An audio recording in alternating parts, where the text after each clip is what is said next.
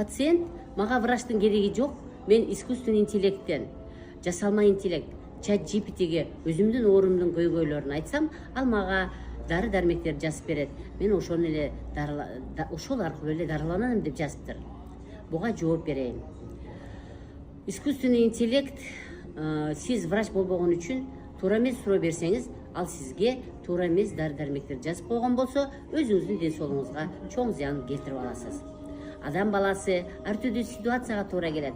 Операцияга жатып калган болсо, искусственный интеллект келип дарылап береби, операция жасайбы? Жок, муну хирургтар гана жасайт. Искусственный интеллект бул программа, муну программисттер түзөт.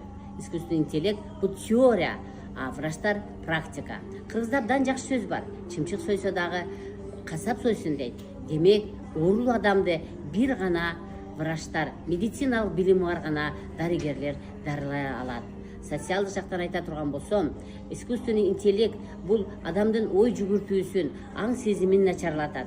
Бара-бара деградацияга алып келип коет. Көбүрөөк китеп окуңуз, ал сиздин ой жүгүртүүңүздү жакшыртат, аң сезимиңизди өстүртөт.